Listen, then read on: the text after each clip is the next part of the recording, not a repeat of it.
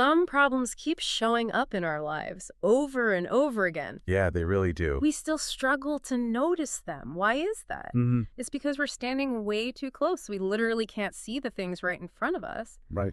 But what if we change the mirror we use? I like that. What if you used AI not to just give you answers?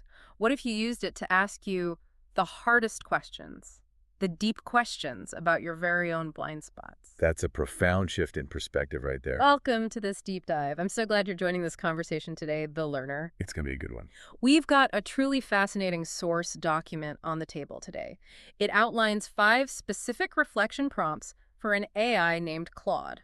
Yeah, and for anyone wondering, a prompt is just the specific instructions you give the AI. Right, exactly. We usually ask these chat models for hard facts, or we ask them to write code, or draft boring emails. But today, we're shifting our perspective completely. We're going to use the AI as a mirror. A mirror. We're using it to look at our repeated harmful behaviors. We want to deeply examine our conflicts and our shifting identity. It's a whole different ballgame. We're looking at our biggest decisions and our painful failures. The psychological depth of this approach is genuinely exciting. I mean, we're moving away from treating AI as an all-knowing oracle. Yeah. We're treating it as a conversational tool for self-discovery. Yeah. That changes everything about how we interact with this new technology. It really does. It actually becomes a partner in our own introspection. Okay, let's unpack this. The first concept here is about repeating harmful patterns. Right. Sometimes I know a specific behavior is making things worse, but I still keep repeating it anyway. That's an incredibly common human experience. The absolute hardest part is seeing the real reason behind the action. Exactly. I can easily come up with 50 logical-sounding explanations. Oh, we all can. But I struggle to notice the underlying behavioral pattern, the hidden pattern that keeps creating the exact same problem. The source material calls this a form of self-deception. Beat self-deception. Yeah. We aren't intentionally lying to ourselves, though, are we? No, it's actually a subconscious defense mechanism. We desperately want to protect the way we see ourselves, so we completely ignore the glaring signs that we need to change. We build a comfortable narrative, and that narrative just justifies our poor actions. This is why the airplane black box analogy is so perfect. I love that analogy. When an airplane accident happens, we need the objective truth. Investigators don't just rely on the pilot's fragile memory. No. Human memory is fragile, and it's very easily distorted. Right, and memory is naturally defensive by default. Exactly. The recorded data tape is not defensive at all.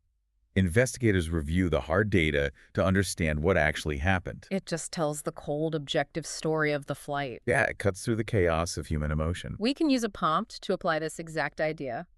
We make the AI act as a behavioral investigator. Okay, so how does that look? Well, let's say I keep snapping at my team during stressful meetings. I don't just ask the AI for general communication advice. Because generic self-improvement advice is usually useless in those moments. It really is. The key here is the specific instruction you give the AI. You tell it to act like that flight data recorder. It doesn't just say, take deep breaths before you speak. Right. Instead, the AI interviews you, one single question at a time. It asks questions to uncover your specific hidden triggers. It looks for the physical sensations that appear before you react. It forces you to look at what you might be avoiding. It highlights the fragile ego you're trying to protect. Yeah. It acts like stacking Lego blocks of data. It just stacks them until the pattern is visible. I have to admit, I still wrestle with justifying my own bad habits when I'm stressed. Yeah. It's hard to see the pattern from the inside. We all do. The AI doesn't assume it knows the magical answer. It just uses your own responses as the raw evidence. It just holds up a mirror. Exactly. It gently challenges your explanations when they seem logically incomplete. And it definitely doesn't try to flatter you. It doesn't try to artificially motivate you like a life coach. Right. No toxic positivity. It just creates hypotheses based on the information you actually provide. You still have to compare its observations with your real experiences. Because changing your actual behavior still depends on the real-world actions you choose. Yeah. The AI just clears the emotional fog from the room. Why is it so hard to just admit we're making a mistake? Because admitting fault directly threatens our core identity. Right. It makes us feel fundamentally flawed as human beings. So our brain creates logical-sounding excuses. It aggressively protects our ego. So we ignore facts just to protect our ego. Precisely. And if our brains work that hard to cover up internal flaws, It makes sense. What makes sense? It perfectly explains why conflicts with other people get so messy. Oh, absolutely. We aren't just arguing the objective facts of the situation. No, not at all. We're both blindly defending our own deep emotional blind spots. When we're in a conflict, we suffer from narrative blindness. Narrative blindness, yeah. Yeah. We usually only see the situation from our own internal story. We remember exactly what we said in the moment. We remember exactly why we reacted that specific way. Yeah. We vividly remember the specific things that made us feel hurt. But the other person is experiencing the exact same situation differently. Yeah. They're viewing it entirely from their own complex perspective. They may interpret your words in a completely different way. This is where we can use the AI as a counterparty. A counterparty, I like that term. Instead of only analyzing the situation from our defensive side, we use the AI to completely flip the script. It helps us step into the other person's exact position. You tell the AI your side of the messy conflict. You tell it exactly what you plan to say next. And then you instruct it to take the other person's role. You explicitly tell it not to automatically agree with your side. Right. It needs to provide the strongest possible version of their perspective. It asks you questions. It explores what they might be genuinely feeling. It points out what they may have understood completely differently. Yeah. It shows you what emotional context you might be missing entirely. The goal here isn't to decide who is objectively right. No. The actual goal is to prepare for a truly productive conversation. It helps you stop just trying to ruthlessly prove a point. You intentionally slow down. You look at the situation fairly. It significantly lowers the emotional temperature in the room. It really does. You're no longer just aggressively defending your own territory. You're actively exploring the complex space between you and them. But the AI doesn't actually know this other person. Isn't it just guessing? Yes. But the goal isn't perfect, mind-reading accuracy. It's to force your brain out of a defensive loop. You have to consider plausible alternative realities. It's a simulation to force empathy, not mind reading. Exactly. Real empathy requires us to step outside our established narrative. And leaving our narrative often requires leaving a part of ourselves behind. Letting go of the need to be right often requires a deeper shift. Yeah. Genuine personal growth usually requires a complete identity shift. And that is incredibly hard. It is. Sometimes we desperately want to make a big life change. But the absolute hardest part is leaving behind our old version. We fear losing the version of ourselves that we already know. Right. We become deeply attached to a very specific societal role. We get attached to a career or the way people see us.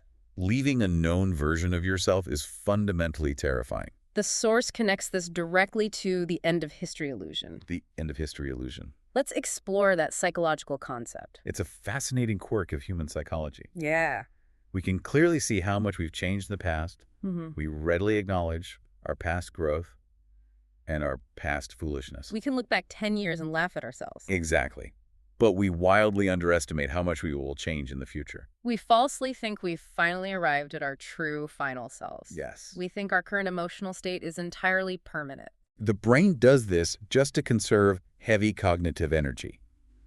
It's exhausting to constantly update your own internal identity. That makes biological sense. So your brain just assumes you are finally completely finished growing. Right. So when we want to move in a totally new direction, we freeze. We don't just need to know where we want to go. We kind of got to unpack what pieces of ourselves we're taking with us, and we need to know what we absolutely must leave behind.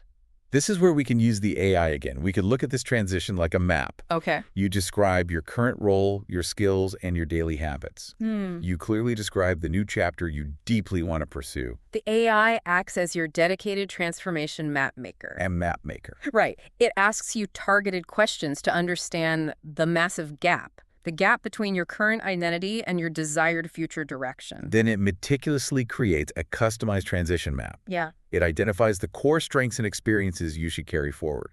It names the toxic habits or identities you need to leave behind. 2-sec silence. Whoa. Imagine mapping the exact gap between who you are and who you want to be, step by step. That is incredibly powerful. It really is. It points out the biggest emotional challenges you may face. It even suggests small, low-risk experiments you can run today. Right. You can test these experiments before making a major life commitment. It turns a terrifying leap of faith into a series of logical steps. Yeah. It makes the scary, unknown future feel entirely manageable. What exactly is the end of history illusion doing to us? It tracks us. It makes us think our current preferences and personality are permanently fixed. That blocks us from trying new things. We falsely believe our current self is our final form. Yes. And breaking that stubborn belief requires scary life choices. Sponsor. Welcome back to the conversation. We just talked about the terrifying process of changing our identity. We did. When you decide to shift your identity, you face major choices. Pressure testing those big, life-altering decisions is incredibly difficult. It really is. Every single option comes with its own unique set of risks. When we face a major choice, we usually focus on the positive outcome. We focus entirely on what we desperately hope will happen. Right. We suffer from a massive amount of optimism bias. What's fascinating here is how much we completely ignore the risks. Oh, absolutely. We don't spend enough time thinking about what could make the decision fail. This is where the pre-mortem method is so incredibly valuable. The pre-mortem. Yeah. We don't wait for a terrible bad outcome to actually happen. We boldly assume the absolute worst has already occurred. I gotta push back on this a little bit, though. Okay, go ahead. If I spend all my time imagining my business failing 2 years from now, doesn't that just breed a massive amount of unnecessary anxiety? That's a fair question. How is this different from just toxic overthinking? That's a great distinction to make. Overthinking is just unstructured anxiety swirling in your head. Okay. A pre-mortem is highly structured, logical de-risking. You imagine your decision has already failed badly in the future. Right. Then you analytically work backward to understand what exactly went wrong. The AI can act as your personal decision simulator. Yes. You feed it your different options and your potential paths. You clearly explain your goals, your constraints, and your limited resources. The AI obviously doesn't magically choose the right path for you. No? It rigorously tests the different options against reality. It helps you identify the possible structural risks you're entirely blind to. It analyzes the most likely reasons the entire plan failed. It points out the early warning signs you should actively monitor. It uncovers hidden assumptions you might be getting completely wrong. It also identifies the specific costs that would be difficult to reverse. That's huge. This is a crucial point in effective decision-making. Irreversible costs. Yeah. Some decisions are exactly like simple two-way doors. You can walk through, look around, and easily walk back out. Right. And those low-risk decisions give you room to test and learn. Exactly. You can adjust your strategy quickly without major penalties. But other major decisions are permanent one-way doors. They're much harder, or even impossible, to easily undo. Yeah.